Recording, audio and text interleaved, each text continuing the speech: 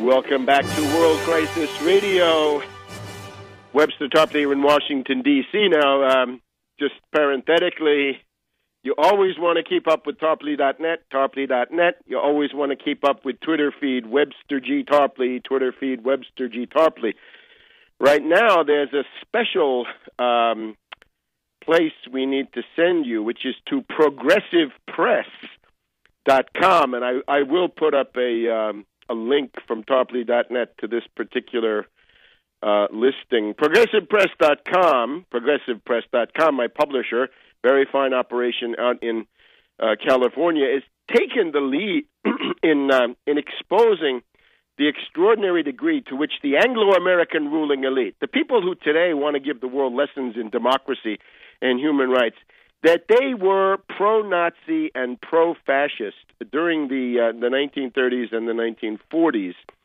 And since the actual centers of Nazism and fascism were militarily defeated, overrun, and somewhat broken up, although not completely, the spirit of Nazism, in particular, really, you can make an argument, has lived on, say, through people like John Foster Dulles, Allen Dulles, Prescott Bush, the people who were supporting Hitler in the 30s and 40s, and who came out of it untouched, indeed, with their power magnified. That's Washington. That's London. Look at Lady Astor. Look at the Cagu Lords, as they were called, right? The fascist members of the House of Lords. Astor, Lothian, Brand, Halifax, the British ambassador to Washington on December 7th, 1941, was a dyed-in-the-wool pro-fascist, Lord Halifax, who had been a great friend of Ribbentrop when he was in London. So don't expect him to give you any warning about the Japanese coming. No, he's not going to give it to you. There's one crazy book that says Halifax warned Roosevelt 48 hours before the attack. No, he did not. He was a fascist sympathizer. So Progressive Press has published a number of books about that, and I'm glad to say that I have got now this new book coming in the springtime, spring 2012, delivery. The Real Pearl Harbor Conspiracies is at least the working title.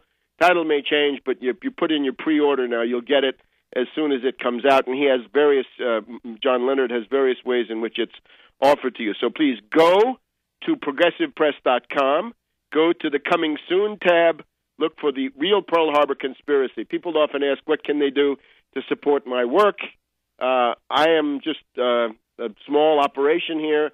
I am not a foundation-funded operation, anything but.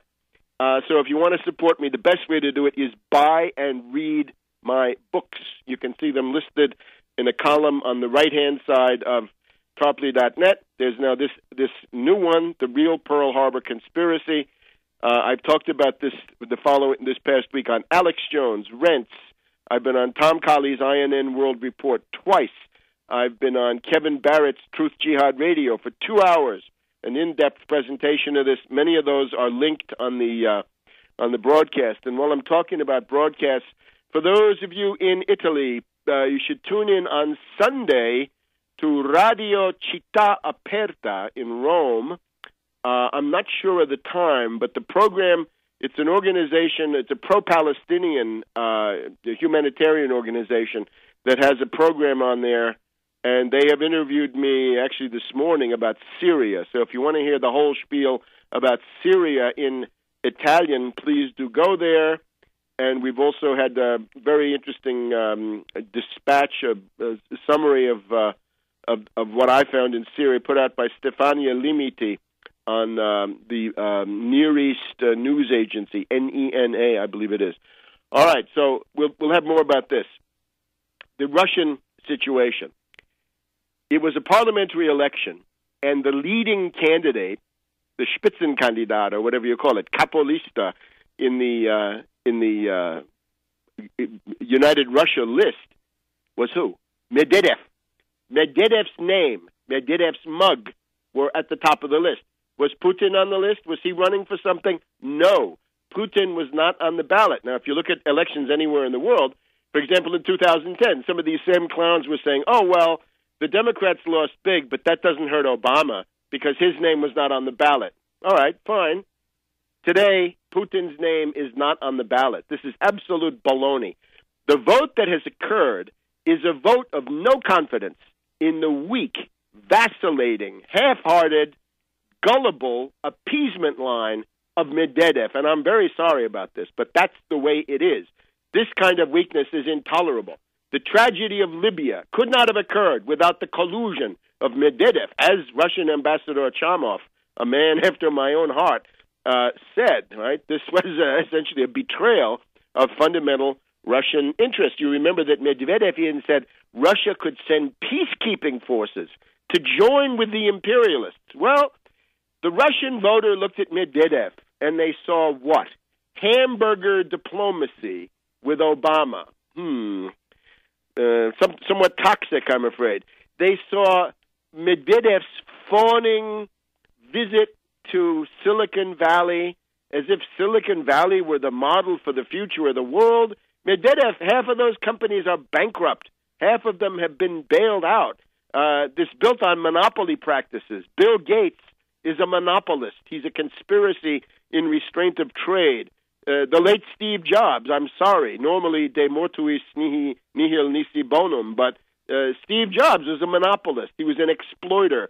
He was somebody who sent jobs overseas. He attacked and asset stripped other companies, right? The whole John D. Rockefeller catalog of abuses that were carried out by these people. But Medvedev insisted on posing that Silicon Valley is a model for the modernization of Russia. I'm sorry. So the voters, the Russian voters, and we have to applaud the good sense of the Russian people, essentially delivered their view on what Medvedev had done, from Libya to hamburgers to Silicon Valley to the rest of it, right?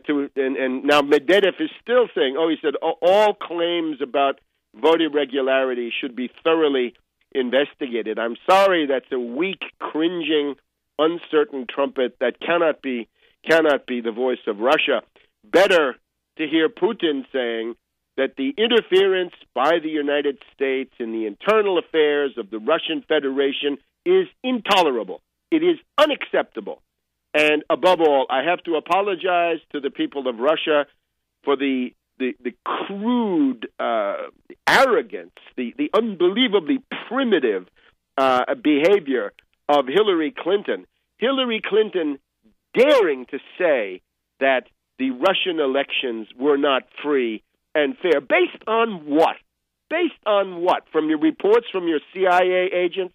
Are they giving you good?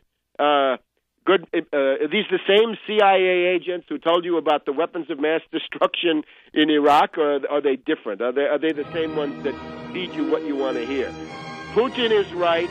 Hillary gave the signal. Hillary is fomenting upsurges. She's trying to, anyway. She's not really doing it. She's trying to foment riots in central Moscow. That is the danger for today, that is tomorrow, Saturday, the 10th of December. Back in a minute.